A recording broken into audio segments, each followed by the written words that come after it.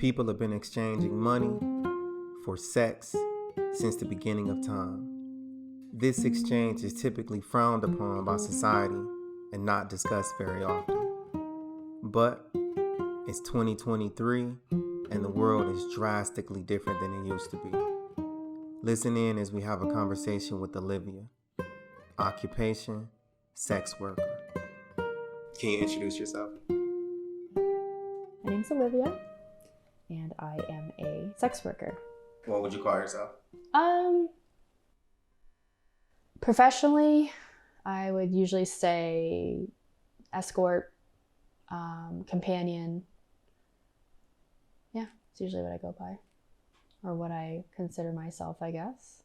Can you tell me how you got started? Yeah, I started at a massage parlor when I was 19. Yep, 19. I was living with my sister at the time, and I wanted to just find my own line of work, something to do, get my own place. So I looked at an ad in a paper, and it had tons of ads for massage parlors and stuff, and I didn't really know what that was, but I assumed it was more because it would say adult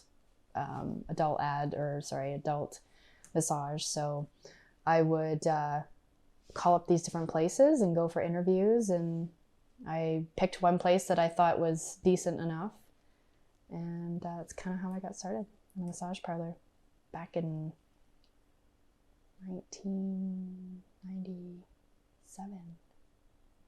So did you know what you were getting into?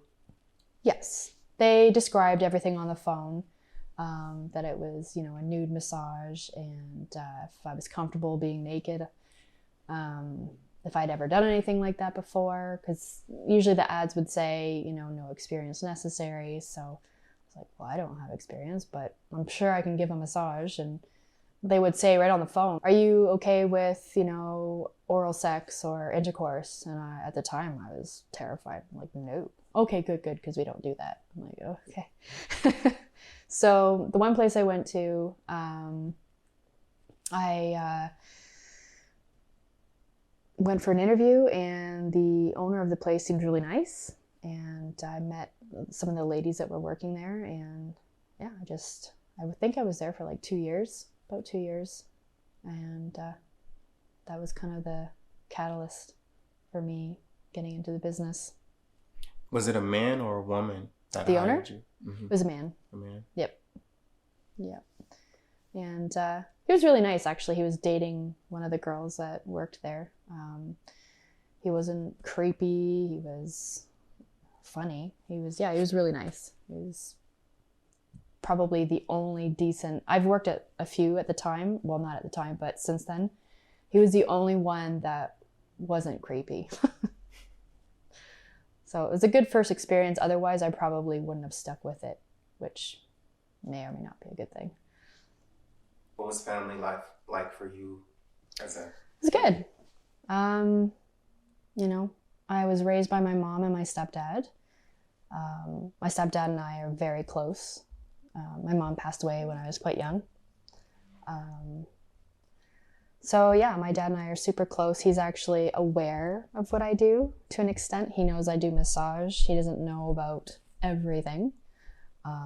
He was the first person I told next to my sister. And I remember when he found out, he's like, don't tell your mother. That was kind of, but he's always been more liberal than my mom was more conservative. My mom was more strict. And, me getting into this business wasn't for any other reason other than it was really difficult finding a job at 19. And, when you see ads in the paper that say, oh, no experience, well, that's easy, right? But yeah, no, I have siblings. I wasn't raised with them though. It's a long story, but so I guess I was kind of raised as a single child. And no complaints, no issues. It was just a easygoing childhood. Finished high school and went to college, all that fun stuff. How are your finances? Were you guys well off, middle class? Oh, probably, well, definitely not middle class, but we were fine. You know, I didn't get the best of everything, but I wasn't wanting for anything. You know, my parents had very average jobs. My dad worked as a manager at a like sort of parcel delivery place. My mom worked at the Board of Education in the printing department, so it was, you know, just very, I wouldn't say lower class, but not middle class, just average. I don't know. We didn't go traveling. We didn't have, you know, expensive trips or anything like that. We just lived every day, normal life. Nothing, but I was happy. Can you tell me a little bit about how you felt after your first experience, whether it was the first day or the first time you went beyond your basic massage? The first time I went beyond a basic massage, I was actually 35. And a friend of mine who was already an escort asked me if I wanted to try working, say, in a different city. And so I was like, well, you know what? If I'm going to try it, I want to not be in my hometown, because if I don't like it and I'm not comfortable with it, then, you know, if I'm offering it to clients already, they might get upset if I take that back, you know, if I'm offering it and then take it away, which turns out isn't a big deal at all. But I figured if I was going to try it, I would try it somewhere else. And so it was Toronto. And it wasn't, it was, I was nervous, obviously, but it was actually really comfortable. I was surprised at myself, because initially when I was just doing massage, I kind of had that hang up in my head, like, I don't want to be that person. Like, to me, there was a difference, and maybe it was a bit snotty or judgmental, but at the time I wasn't ready. So I already had this, you know, misconception about people who do offer that, and I wasn't ready for that. But when I did finally step out of that, yeah, it was actually a pleasant experience, which is why I still do it. And I sort of gave up massage a little bit, just because as you get older, your back isn't too happy about it. But yeah, and obviously more money. So you find that you do more money going beyond the basic massage? Oh yeah, definitely. How long have you been in the industry? As an escort, off and on since I was about 35, so about 10 years. Yeah, 10 years off and on. So I would, if I was in a relationship, I would not offer that. I would just go back to doing massage. And then if I, you know, left, you know, if my relationship is over, then I would go back to it, just because the money is better. Sounds strange to say, but less work. I give a massage. When I do massage, I actually give a massage. Like, I did take training for it. So it's hard on your hands, it's hard on your back, it's, you know, hard on your neck and your shoulders and everything. I had to go to physio and get my own massages. So it's a lot of hard work giving massage. Maybe some people don't put that much effort into it, but I did.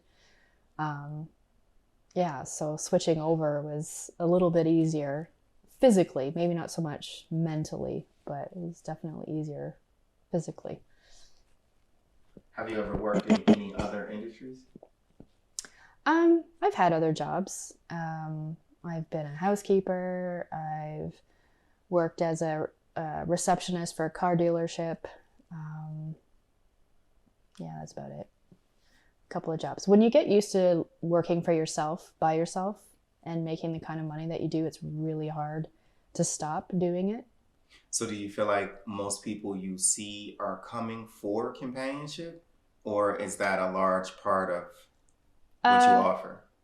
It is, yeah. The people that I want to advertise to are people that seek companionship rather than just, sex, because there is a huge difference. And, maybe when I was younger, that might have been more or less what people would come and see me for. But as I'm getting older, I prefer more companionship. I prefer that title. I prefer that type of encounter. So, yeah, that's for me. So, do you think you could offer companionship and that's it? Do you think something like that would work? Meaning? Almost like, we're going to come, we'll cuddle, we'll watch TV. Oh, I do offer that. I have a website that offers that specific thing, whether it's dinner, whether it's, I have a Netflix and chill sort of package, so people can come and sit and watch a movie. Do people do it? No, but it's available if they want to. So it's nice. It's more relaxing. It gives you a chance to get to know somebody a little bit, feel a little more comfortable if people are nervous. Yeah. Do you have any advice on how to deal with men better? I think the misconception of this business is that, men just want sex. And while that is part of it, a lot of times, men tend to be like women. They don't feel heard. Their partners don't want to be intimate. And that I don't even just mean sex. I mean, there's no touching. There's no intimacy. And a lot of times the people that come to see me are missing that. They're missing, just having someone to talk to, someone to listen to them. They're missing being held and holding somebody. Oftentimes, their partners aren't interested anymore, especially if they're older. Women tend to lose their libido if they've had children, they're tired, they come home from work and they want to tell their partner about their day, and maybe they're dismissed or whatever the case may be. And so a lot of times people that come to see me tend to just want that full companion experience where, sure, there's intimacy, but it's also talking. Like, I feel like I'm part therapist and part, sexual partner. So it's not just always about the sex. I mean, I find that's more so with the younger people that might come, but for older clientele, it's usually everything. They want someone to talk to, and often, there's people that just come for that. They don't always want the more intimate aspect of it. They just want to have someone to talk to and cuddle, be more romantic, I guess is the word for it. So how does that work for you? Do you feel like you are completed by that, or do you need also, are you missing that intimacy or being able to talk to somebody? Or I don't feel like I'm missing it personally, because I do it every day. So I enjoy that aspect of it. It's nice to have people to talk to. It's nice to, come to work and chat with people. Some people, they'll bring a bottle of wine and we'll have a glass of wine and chat. And then, of course, things sort of, I like when things naturally progress instead of, well, I'm going to do this and you're going to do that now. And, which is odd for me. I like when things sort of just naturally take place and happen and sort of go with the flow. So it's usually, we'll start off with a little conversation, and that I enjoy. It's nice just to have that, because I'm single. So for me, I don't have anybody in my life that, I can come home to and tell them about my day. And so,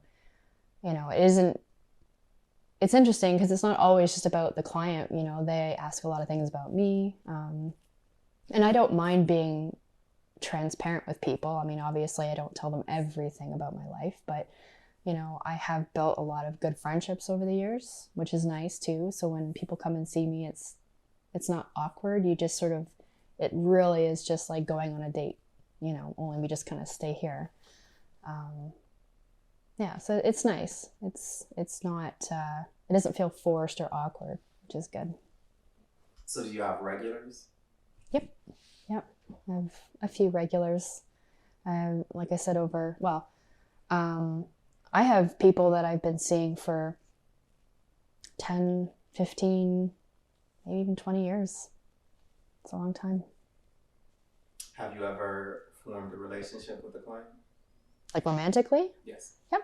I've dated a couple clients. And it was fine. It just didn't work out. But I got to a point where I felt like maybe dating a client would be better because I don't have to hide what I'm doing. Whereas in the past where I've dated people, obviously I wasn't going to tell them what I was doing. And that's just really no way to have an open, honest relationship. So I thought, well, you know, if I date a client, at least they know what to expect. They know what I do and don't do. And you know, if there's trust, then maybe they're okay with it. And that was fine. One relationship was like, I think 4.5 years, but, you know, you just grow apart. And I was maybe a bit older than that person, like 7.5 years older. So, but that wasn't anything to do with my job. It was just, you know, sort of personality conflict. But so did you continue to work during the relationship? That one, yeah. That person actually lived with me. And at the time I was working from my house and, you know, he was fine with that. Which I think kind of was the downfall maybe of our relationship because, you know, that person wasn't working. So I was the one doing all the work, not just working, but I was doing the cleaning and the cooking and the everything. And I was like, okay, this seems slightly skewed. It's not very fair. But you know, I don't regret dating that person. Like, he was a very nice person. You know, it was just, didn't work out. So do you find that you have an issue with trust? Probably. Yeah. Because you see, Mm-hmm. like, you know, most of the clients are Yeah. married. Yeah, absolutely. It makes me pick up on things in relationships that maybe a lot of people wouldn't pick up on. And so, you know, when you get to know clients and you know that they're married and you know the things that they do to hide what they're doing, you pick up on that in your own personal relationship and you're like, something doesn't seem right here. And it makes you probably a little bit jaded, unfortunately. It can. That's kind of, I think, why I choose to be single now. One person that I see, he's a doctor, and he asked me the last couple times that I've seen him after he leaves, he messages me, would you date me? And I ignored it. And then he came to see me again, doesn't say anything, doesn't ask me in person. And then after he leaves, a couple of days later, will you be my girlfriend? Like, no. I don't want a boyfriend. But what they're asking for is, will you do this for free for me? That's what I hear. No. The mental aspect of your work, Mm-hmm. like, do you think it affects you mentally? Obviously, you said sometimes you have trust issues, but just in other ways, like, you're connecting with a lot of people. Yep. On a, I don't know if it's an emotional level for you, Mm-hmm. but or for them, but Yeah. It's definitely, it definitely does affect your emotions, because it's like not a whole lot different than somebody that, say, works as a therapist, because you're taking on a lot of people's problems too, right? Like, a lot of people that come and see me will talk about their day or their relationships or their work. And just like as I was saying about my past relationship where the person would come home and constantly complain about everything, it's kind of the same thing, but at least it's like a short period of time, right? And not everybody's like that. But yeah, it does affect you eventually. And I think that's why it's one of the good things about my job is that I can take the time off if I want to. If I want to take a week off, if I want to take a couple days off just to, ground myself a bit and just relax, unwind, do something completely different. A few weeks ago, my friend and we went to Collingwood for like 3 days and just, sat in hot tubs basically and had some wine, and that was cathartic. It was nice to just not think about work. And as long as I'm able to keep doing that, to be able, to take the time off that I need and sort of, self-care, that's important. Self-care, but it's important with anything that you do. But with this job, when you're constantly dealing with people and being a therapist, it can weigh on you for sure. You just have to be able to take care of yourself too, Have you experienced being attached to a client? There's been clients where I've developed a bit of a crush here and there. It doesn't happen very often, but there's been a couple people where I've messaged them after like, hey, if you ever want to hang out. And some people were like, sure. And some people were like, no response. So, ooh. Oh, I've never seen that person. Hi, is this Olivia? Yes. I've had people like message me and want to argue. Why are you doing this? Don't you have any self-respect? Like, it's bizarre. Like, I do. Thank you. Thank you for your concern. What if your son finds out? He's 3.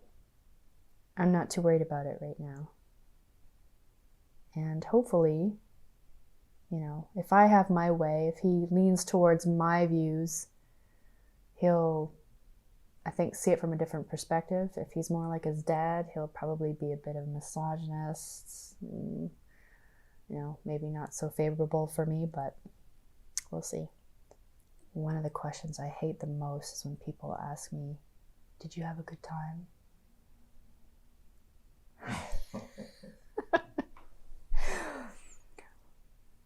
Well, I didn't run from the room screaming, so,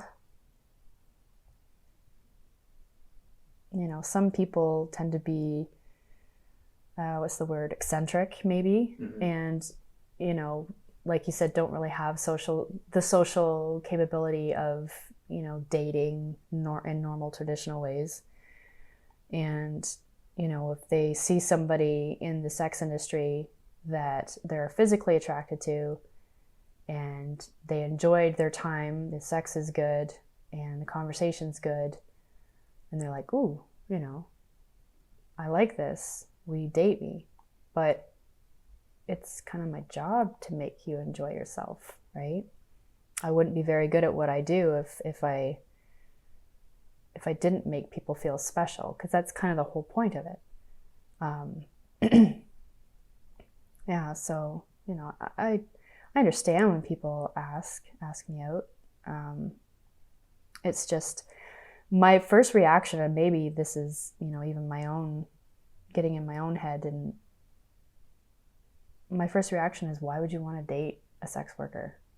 Why would you want to date somebody that, or the people that ask me, oh, will you do it without a condom? This is what I see. I don't have a revolving door, but I see a few people a day, a few days a week. Do you really want to date somebody that does that? Well, maybe some people, it's exciting for them. I don't know, and I'm not trying to put myself down, but at the same time, dating's one thing, but asking for unprotected sex from a sex worker just blows my mind why people do that. I have no idea. It's so stupid and dangerous. And the sad thing is that there are people that do it. There are women that will provide that. Oh, I haven't even seen this person in over a year. How do you know? It has timestamps on it, so it shows like I keep all my conversations. I don't delete anything. Therefore, I can, when someone messages me, I can recall back to any conversations we've had or anything like that, whether or not I enjoyed my time. I usually will, you could enter like information, so change the name and I'll put whether or not it was like a yes or a no for me. So this person's asking if I'm available today or this upcoming week. And so you have people that you see that you don't want to see again, and you'll put in no. Yep. I'll put, what the issue was. If it's just a matter of, some people just make you feel creepy. I don't know what it is. They're not bad people. It's just, some people have a real knack for making you feel, give you the heebie-jeebies. So, I won't really put anything. I'll just put no. But then there's people that, maybe hygiene's an issue or they're aggressive. I don't like that either. So can you give me some tips on how you stay safe while you're working? I do a lot of vetting. I do vet all my customers. I check their phone numbers to see if they're local. Not that that really matters, but sometimes people use apps and stuff like that, and you can tell if it's a landline or whatnot. I usually get a big sensation about how people talk to me.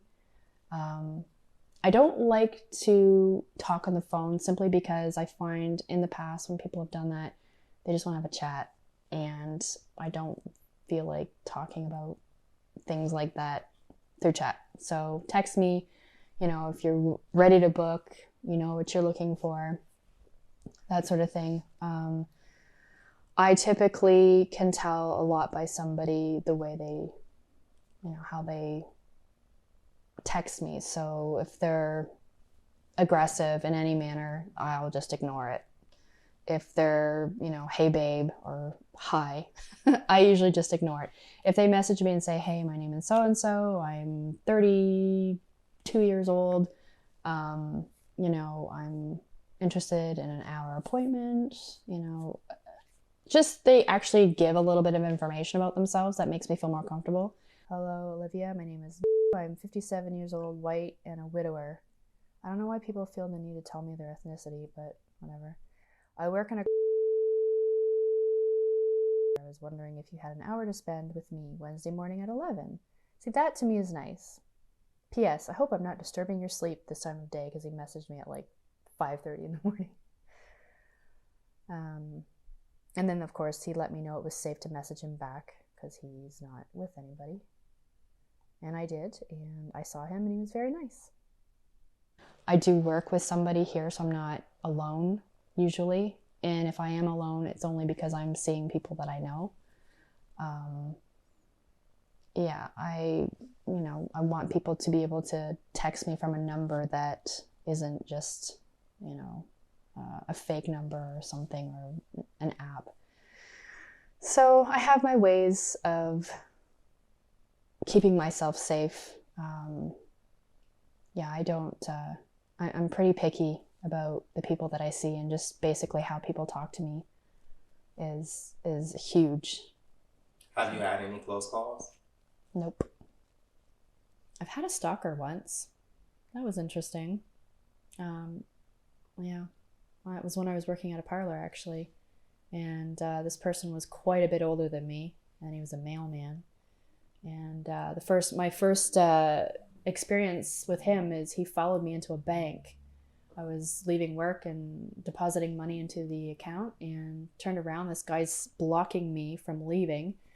And then he just starts asking a bunch of questions. And I didn't think anything of it. And then he shows up a couple of weeks later at my work, and wanted to see me, and then was like, oh, I thought you said you don't do this. Because I told him, he was asking me all these questions, like, oh, what do you do there? And I was just kind of freaked out. So I just told him I was a receptionist. And then he came in, booked an appointment with me. And as his appointment was done, we were getting dressed. He's like, so I thought you said you don't do this. And so I was immediately creeped out. But then he kept coming and seeing me. And, he was kind of weird, but, didn't think much of it. And then it was the first time I actually went independent. So my friend and I, we rented an apartment, and I made sure I didn't give this guy my information because I did not want to see him again. And then it was like 3 months later, he shows up at my house, so 11 o'clock at night. And I was sitting there with my boyfriend at the time. And I heard a knock on the door. I looked through the little peephole, and I could only see part of him. And so I opened the door, and he just looks at me, and he had this look on his face like, I found you. And so I kind of closed the door behind me, and I just started shoving him down the hallway. I'm like, the fuck do you think you are? You can't be here. And I was so mad. I wasn't scared. I was angry. And I followed him downstairs to make sure he left. And I knew what his vehicle looked like. And he showed up at my apartment with a utility van. I was like, oh, okay. So I did tell the police about it. I had a conversation with an officer, and I gave him his information, and apparently he got rid of that vehicle. So that kind of gave me some chills, but that was the only time I'd ever experienced that before. And after I lost my shit on him, he left me alone. So I think. Do you know how he found you? I think he followed me. I think he followed me home because he would come into the parlor that I was working at. And like when he knew my shift was ending, oh, do you need a ride home? I'm like, no, I'm good, thanks. And then he'd ask me out for dinner, and I'd tell him no, I don't date clients. And he's like, oh, well, I'll go spend my money somewhere else. I'm like, bye, see ya. And yeah, I legitimately think he followed me home. And the reason why I think that is because he left a letter in my mailbox, but he wrote it in a way that it made it seem like it was one of the girls that I used to work with, like, oh, so-and-so is looking for you and he wants you to have his number.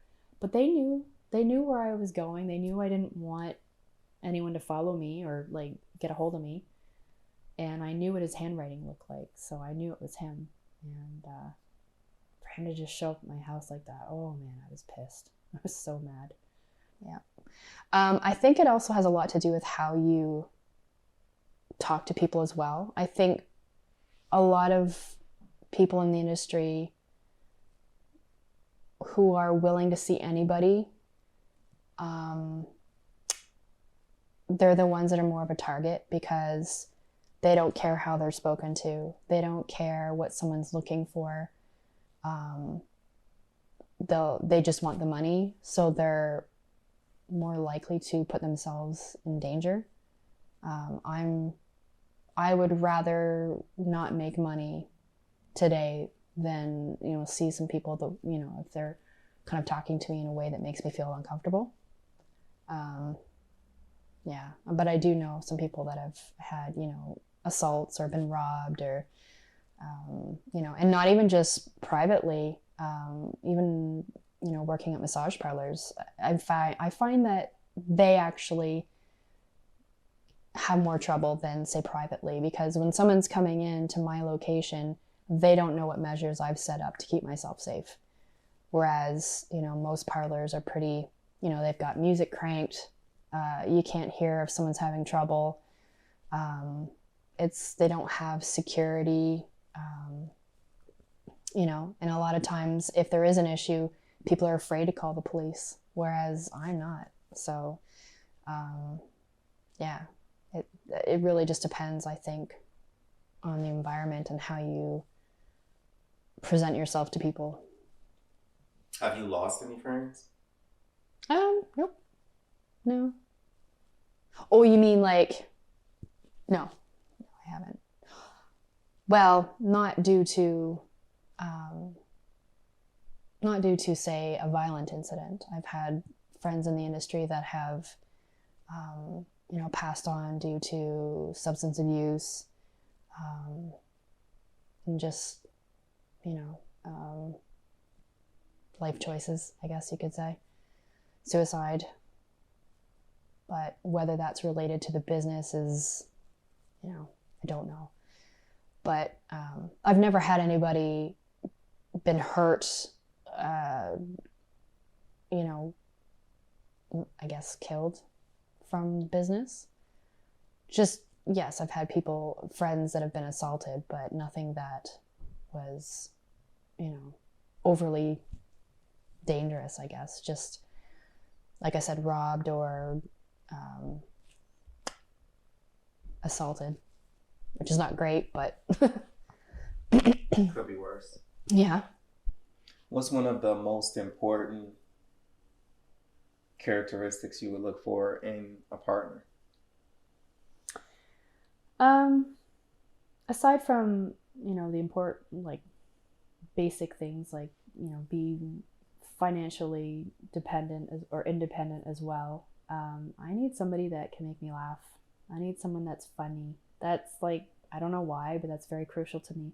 Someone that's open-minded too, because I don't like having to lie about what I do or what I have done. I don't want someone who's going to judge me for it, or, in the back of their mind constantly think about it. So someone would have to be very open-minded and non-judgmental. That if I do get in a relationship again, it'll be when I'm done with this. It won't be before then. Yeah, I've got a kid to raise anyway, so that's more important to me right now than finding somebody.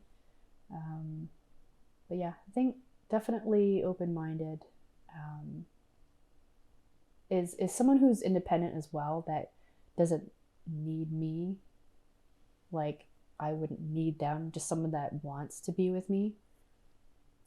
So that's pretty basic, I think. I don't know, maybe not. So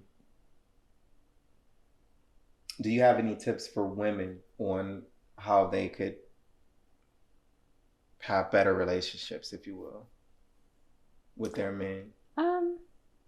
Yeah, just obviously men and women have different needs.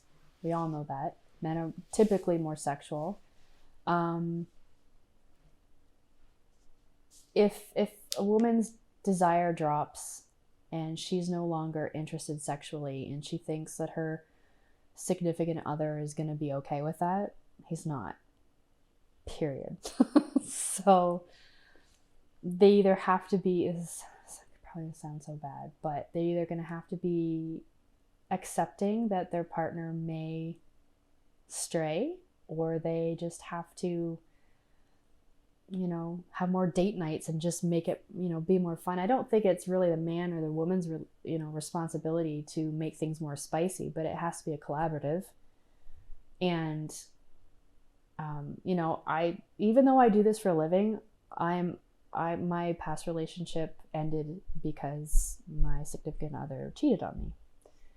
And why is that? Because, well, a lot of reasons, but it was mostly because I wasn't very sexual anymore.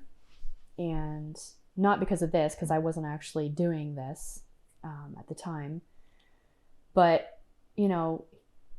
and I had mentioned before, he would come home from work and all he would do was complain. It was just constant complaining. And therefore I was like, just didn't want to have to deal with that. I didn't want to have to listen to it. So my attitude towards him changed. And then of course, the only time we would fool around is when we're both exhausted and laying in bed. And that was just the same day, the same time, the same place. And it was just boring. So I think keeping things, lighthearted, don't always drag or, nag at your partner. Just be there for each other, but don't always unload everything on somebody all the time. There's a time and a place. There's a time and a place to, chat about stuff. And then, I don't know if this is, if I'm even going anywhere with this, but I don't know. I am not a relationship expert. I do this for a living, but I, you know, I am, if I couldn't even make my own relationship work, I'm certainly not, I think, good enough to give advice to other women. It's just, I think, yeah, women's desires, it kind of wanes after, so many years. And if you can't have a good conversation and you can't be friends with somebody, it probably isn't going to work anyways. And I certainly don't want to say all men are like that, because they're not. I only see a sliver of the type of people that, those are the type of people that see escorts. Not everybody is out to look for something more different, and there's a lot of men who might be unhappy that don't search elsewhere. They just, I guess, stay as miserable as their partner.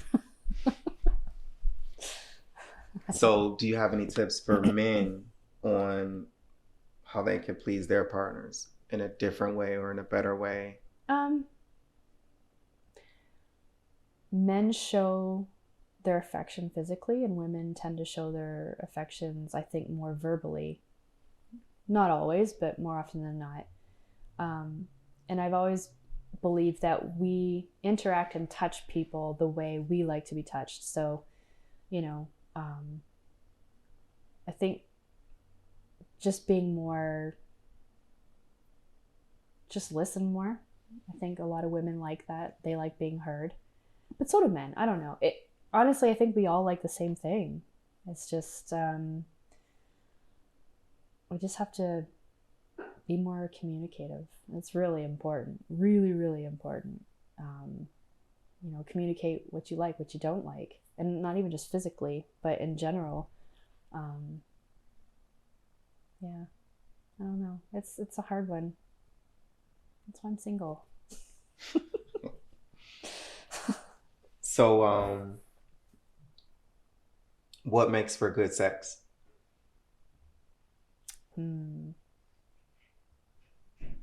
Gosh. That put me on the spot.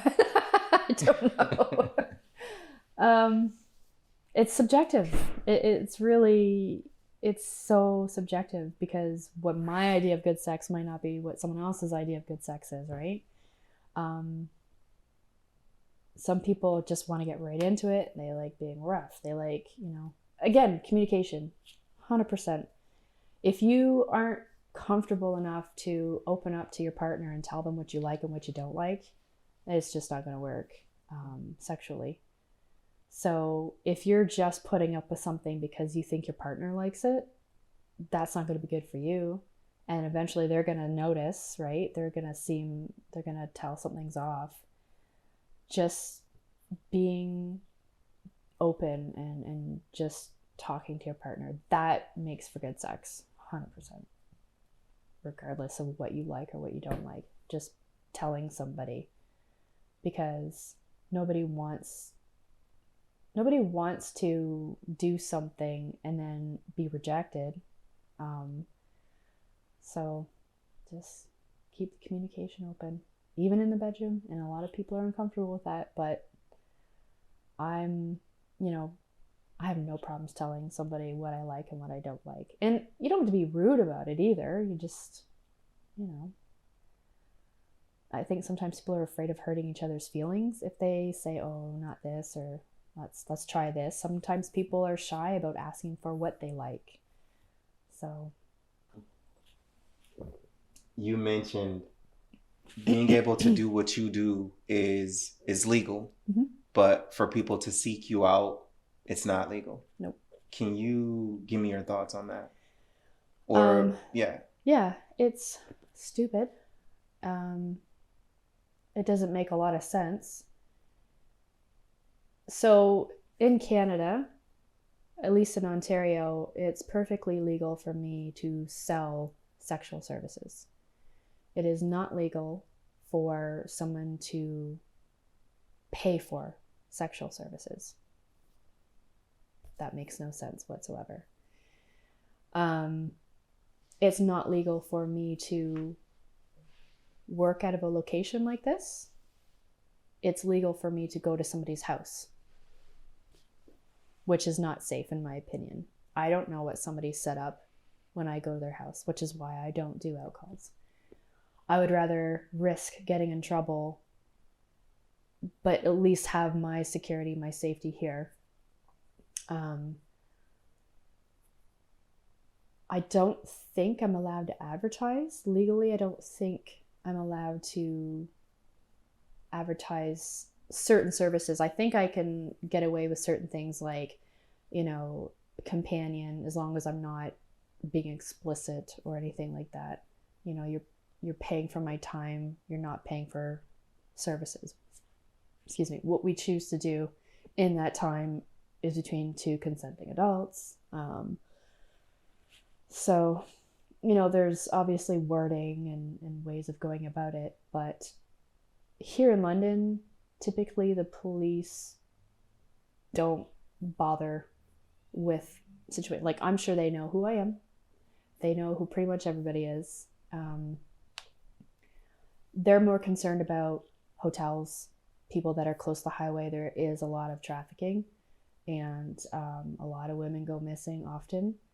And unfortunately, they're more concerned about hotel people that advertise or stay in, especially short term. A lot of people travel, so they're looking more for that, underage people. I don't agree with the way it is, because even though I'm allowed to, they've criminalized people seeking sexual services in hopes that it will prevent people from wanting to do it, but it doesn't. And it doesn't make it safe. The fact that I can't have my own location, like they're forcing women to go to somebody's house, and who knows, they might be 5 guys waiting for me. So it doesn't make sense. It doesn't prevent trafficking. It doesn't prevent women getting hurt or assaulted. So it's kind of, there needs to be work on that. There needs to be, they need to fix the laws big time. I think,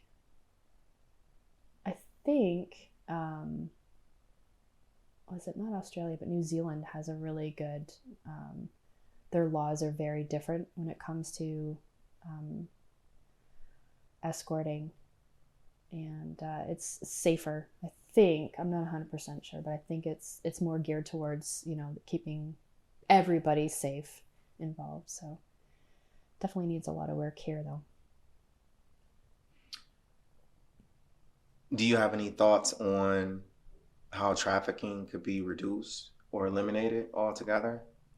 They need to focus on, perhaps getting women that want to be escorts need to have licenses. They need to allow women to be able to have drivers, have security, without, see, if I wanted to have security or a driver, those people could be charged with, what's the term? Living off the avails of prostitution, I believe. And that's not fair, if I can't keep myself safe then, right? That needs to change. If women were allowed to work, with somebody, and have security and a driver, a private driver, if they wanted that, if they don't drive themselves, that I think would help for sure, because it makes women more comfortable with the idea of being independent and not relying on, say, a pimp, I guess, or working at a brothel, which I don't necessarily really like that idea either. Women and men who do this need to be able to work independently and be able to have control over everything. And then I think when that happens, if that ever happens, then that will help huge with trafficking. And then they, excuse me, they need to penalize people that are trafficking. just focus on that, because I don't think that's ever going to really go away, but I think they need to go after those people, and make, say being a pimp or a madam, that should be illegal. 100%. Nobody should be living off of somebody else's work, especially with this type of work. It's a very personal thing, and I don't think someone should be making money off me when I'm doing a very intimate thing. I don't think that should go to somebody else. Yeah, that's just my personal opinion on that. Do you have any regrets? Nope. No regrets, except just wish I was smarter with my money when I was younger. That's really my only thing, that if I could go back and do it over again, I think I would do the same thing, but just make smarter choices financially.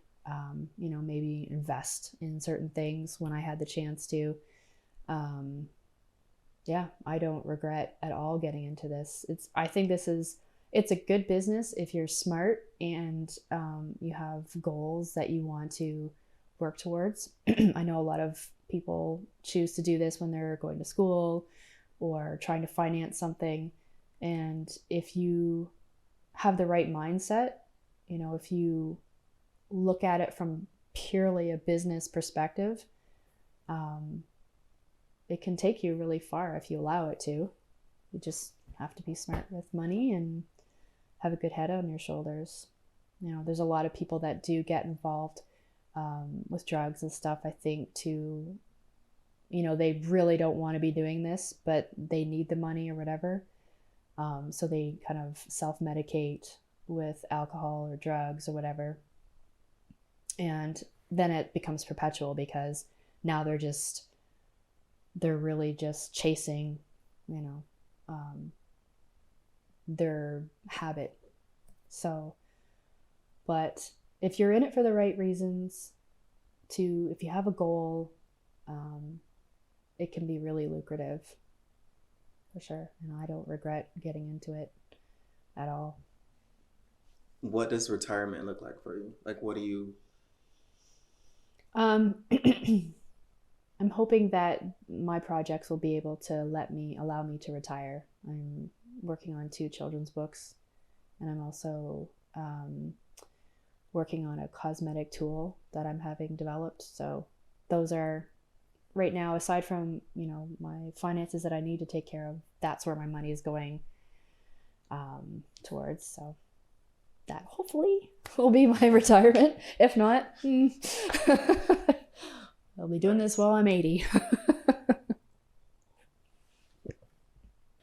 I want to touch on one thing that you had talked about, religion. Mm-hmm. I feel like a lot of people might think, anyone in this business has to be, not religious or spiritual. And almost everybody that I know in this business, which is so bizarre to me, are super religious. And I don't know if it's because they feel guilt or, shame, but, my reasons for being atheist has nothing to do with, making it easier to do my job.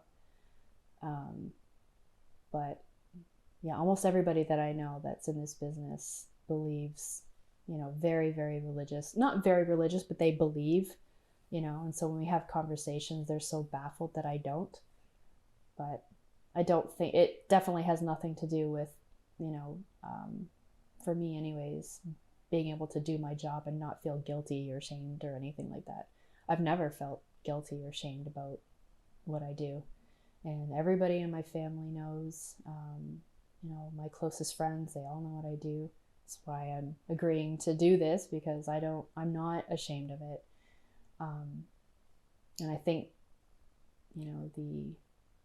the attitudes towards sex work, it's going to take a long time, but it definitely needs to change, because it is a job. It's a good job if you want to make good money. It's a job where you're helping people. People can roll their eyes like, oh yeah, it's just sex, and I think porn might have a lot to do with misconceptions, but I really truly believe I do help people. as bad as it is to say, I think oftentimes me doing what I do helps relationships stay together. It's certainly better than going off and having an affair. A lot of times people sort of think, well, it's a business transaction, it's a business thing, which is kind of silly, but I do think that I'm helping people in more than just a physical way. So it doesn't have to be bad, it doesn't have to be dirty or disgusting. It's we all like it. We all like sex, so why does it have to be? Why, as soon as you put a dollar sign on it, all of a sudden it's bad? There are bad elements to it, like the trafficking, the people that use drugs, but it doesn't have to be like that. And I think if society's impressions of it or thoughts on it were not so bad, people wouldn't feel so bad about doing it, and then maybe they wouldn't feel like they needed to do drugs. Maybe people would make better choices when it comes to doing this. And I think honestly it would make it harder for people to be trafficked because they're doing it on their own free will and they're doing it safely.